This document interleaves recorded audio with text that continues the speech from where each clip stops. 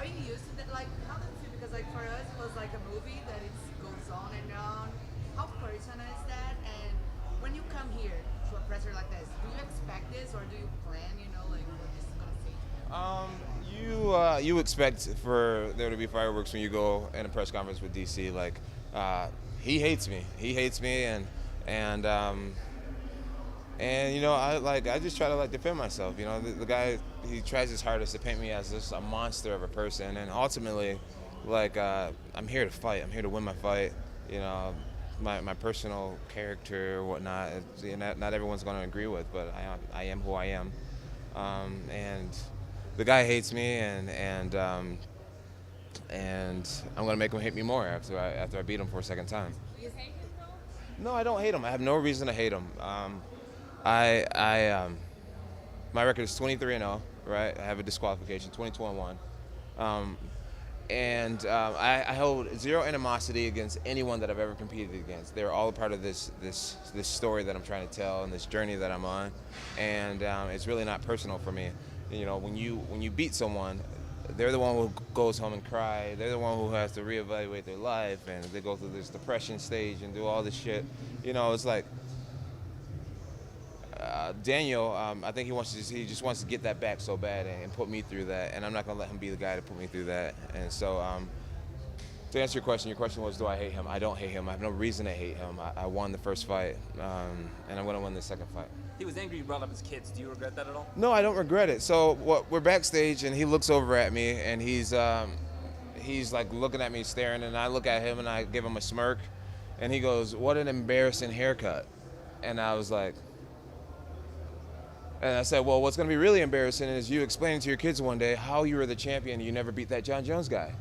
And he was just like, don't you ever bring out my kids. And he stood up, and security guards came all around us, and I just stood there calm, cool, and collected, like, well, you're the one who started the talking in the first place, and obviously I'm not going to pull any punches. And how are you going to explain to your kids how you were the champion without beating me? You weren't the champion ever, right? You were a belt holder or whatever, a belt warmer.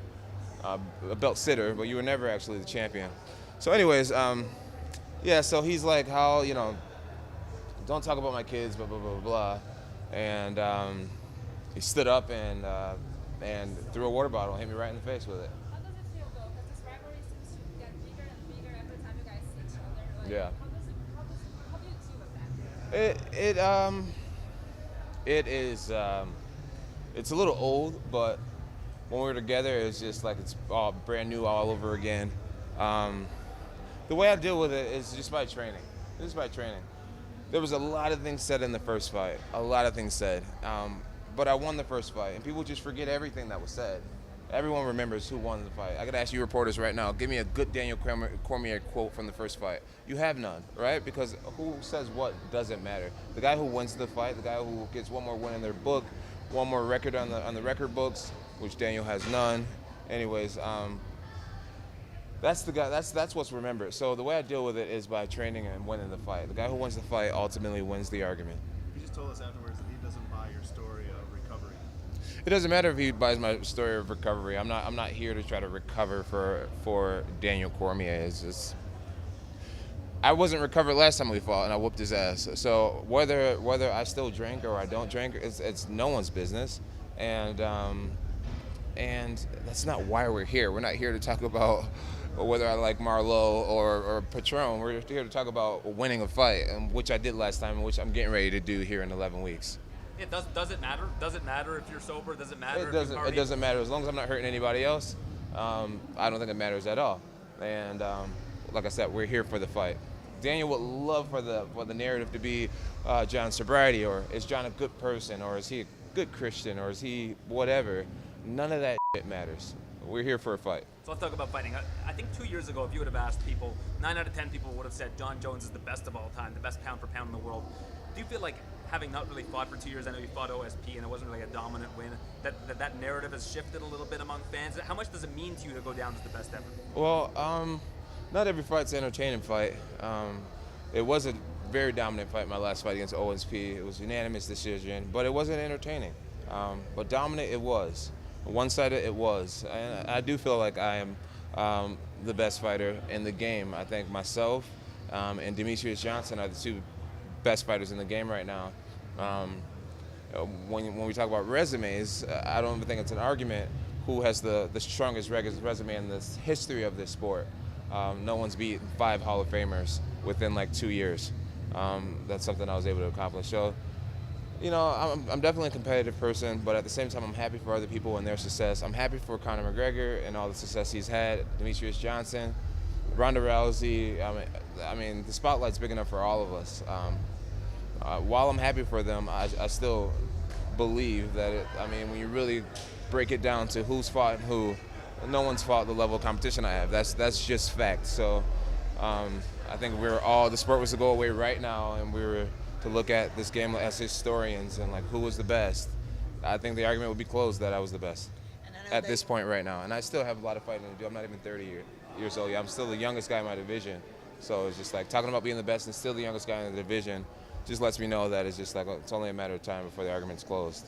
And we know that you consider Anderson Silva one of the best of all time. Yes, right? yes, he's one of my favorites for sure. Did you see everything that he's saying and how he feels right now, and what do you think about what he's saying? I haven't heard anything, but tell me. So he was saying that after the fight was canceled, that he felt like a little bit used, and he wants all the middleweights to get together and fight for the class, because he thinks that right now the sport got into a level that is more circus than a sport. More a circus than a sport? I don't really know. I probably won't comment too much on it because I don't really know what he means exactly about what's going on. What about for the fans who were very excited for 200 and they were let down? Should Yes. they be cautiously optimistic about this fight happening? No. I have a prescription to Cialis now. I won't be taking any off-brand dick pills. You trained with GSP. Yes. Apparently, his fight with Bisping is going to be shelved. You weren't expecting that, were you? What do you think would be the best move for GSP? GSP, I think GSP's doing all the right things. His physique looks incredible. Mentally and spiritually, he seems like he's in a good place. And I just hope that he has fun and just stay relaxed and just realize that he's doing the work. And ultimately, a lot is out of our control when we get out there. You just have to trust who you are and what you're capable of and who you're training with, and just have fun. Have fun and welcome back. Have any dick pill companies called you to ask you to endorse? Nice question. No, so far no, but I may just reach out sooner or later. So No point intended. Reach out. There are a lot of guys now like challenging all these boxer guys. How do you feel about that? And like, do you want to test yourself as well in a boxing match? And who? Yeah, I think it's great that the fighters are challenging themselves against boxers. It's great for both sports. It keeps us both relevant. It keeps the people talking. Ultimately, we're all in this combat sport community together. So I think it's great that we are merging our fans together and just keeping the fans and the people, general public, excited about combat sports. And as far as me personally, I have no one in particular that I'd like to challenge, but I would totally be up for a boxing match against a big name. If it. Joshua, he seems like. Anyone but that guy. Yeah, he's amazing. He's amazing. I'm a big fan of his. But yeah, I would totally be up for it for the right buck and something that makes sense.